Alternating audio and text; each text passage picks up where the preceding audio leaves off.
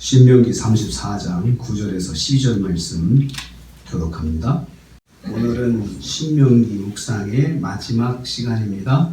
신명기는 이스라엘의 신세대, 광야 세대에게 주신 말씀을 말합니다. 그래서 레위기하고 내용이 비슷하지만 다시 새로운 세대가 말씀을 들어야 하겠기에 다시 말씀을 전해준 것이 신명기가 됩니다.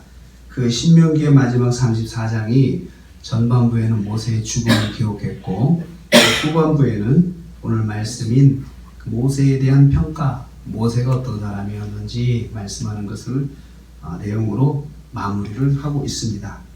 그래서 오늘 말씀은 모세가 어떤 사람인지 총평하는 것을 내용으로 하고 있습니다. 모세는 9절 말씀에 보면 여호수아를 안수하여 세운 사람이다 라고 그렇게 기록하고 있습니다. 모세가 안수하였다 이렇게 표현합니다. 안수하였다, 여호수아에게 안수했다 라고 말씀합니다. 모세는 느보산에서 여호와의 부르심을 받기 전에 여호수아를 다음 지도자로 세웠습니다. 자기 손으로 안수해서 여호수아가 이스라엘의 지도자가 되게끔 했던 것이죠. 그래서 안수했다고 하는 것은 머리에 손을 올리는 것을 말하는데 공식적인 행사를 말합니다. 공식적으로 모든 사람들이 보는 가운데 안수하여서 지도자로 세운 것이죠. 그래서 공식적인 자리에서 자기 손으로 안수하여 지도권을 여호수아에게 넘겼습니다. 하나님께서 하라는 대로 한 거죠. 하나님께서 그렇게 하라고 한 것이지 모세가 마음에 그런 생각이 있었던 것은 아니었습니다. 왜냐하면 모세는 너무나도 하나님 부르시기 전에 보면은 건강했고 눈도 쇠하지 아니하고 기력도 쇠하지 아니하고 아직도 계속해서 주님의 일을 할 수 있는 그런 체력과 지혜와 영역이 있었기 때문에 그렇습니다. 그렇지만 하나님께서 그렇게 하라고 하니까 순종을 했던 것이죠.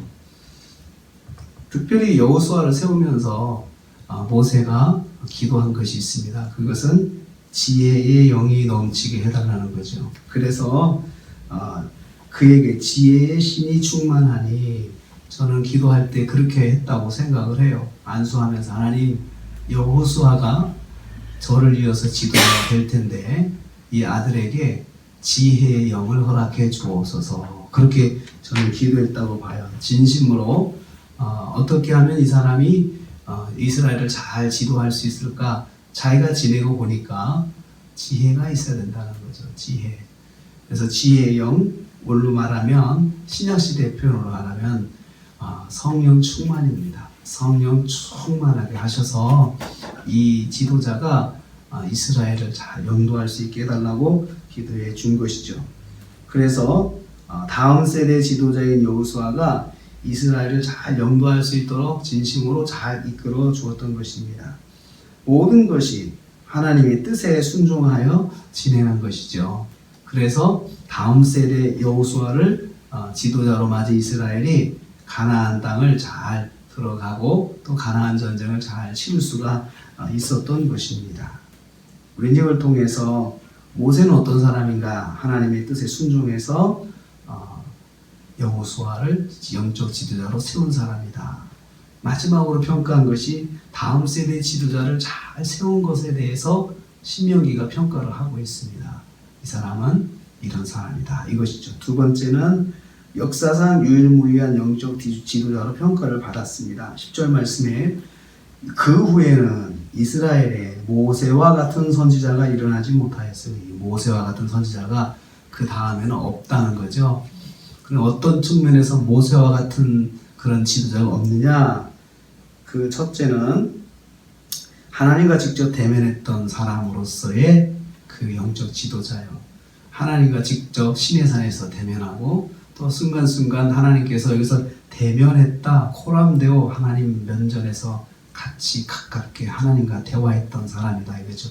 순간순간 하나님과 만나고 하나님과 대화했던 사람으로서 모세 같은 사람은 없었다.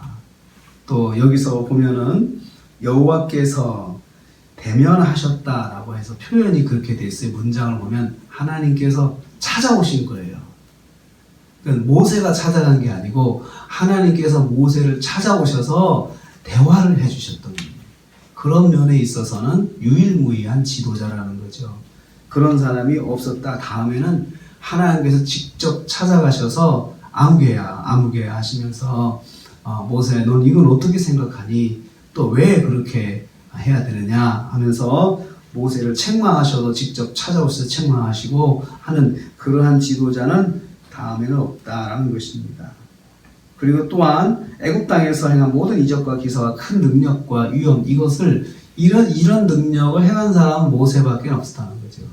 그러니까 하나님의 시대에 맞게 그 시대에 필요한 지도자가 가져야 될 능력을 하나님께서 허락을 해 주신 것이죠. 영적인 권능에서 유일무이한 지도자로 남아 있습니다. 이것을 마지막으로 모세에 대해서 말합니다. 그래서 온 이스라엘 목전에서 그것을 행하였던 자다. 그것을 이스라엘이 다 목격을 했어요.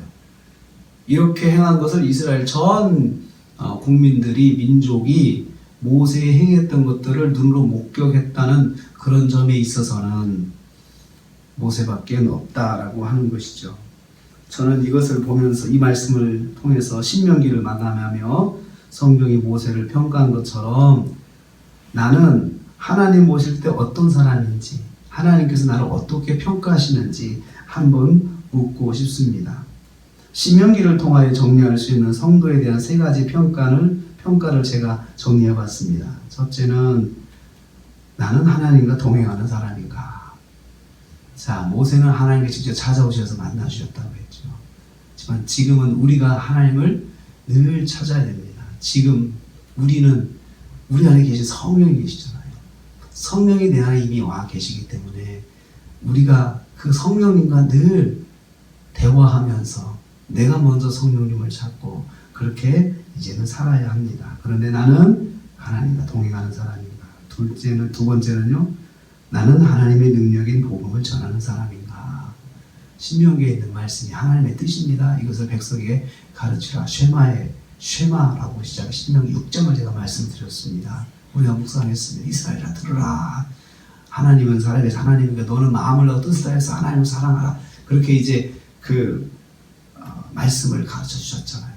이것을 우리에게 주셨습니다. 우리는 이것을 이제 복음을 전하는 사람들이 되어야 한다는 거죠. 세 번째는 나는 하나님 말씀대로 순종하는 사람인가? 모세가 신명기를 통해서 우리에게 보여준 것은 하나님 말씀에 순종하는 것이죠. 결국은 하나님 말씀에 순종하면서도 그렇게 순종하는 사람도 한번 하나님 뜻을 얻어가지고 하나님을 진노케 해서 가나안 땅에 들어가지 못하는 징계를 받았잖아요. 어느 순간에도 하나님 말씀대로 순종하는 사람인가? 이렇게 한번 물어봐야 되겠습니다. 오늘 새벽에 스스로 묻고 답을 해볼 수 있기를 바랍니다. 나는 하나님과 동행하는 사람인가? 나는 하나님의 능력인 복음을 전하는 사람인가? 나는 하나님 말씀대로 순종하는 사람인가? 이렇게 묻고 이 새벽에 답을 가지시고 한 주간 더 오늘 하루도 승리하시는 저와 여러분 되시기를 주님의 이름으로 축복합니다.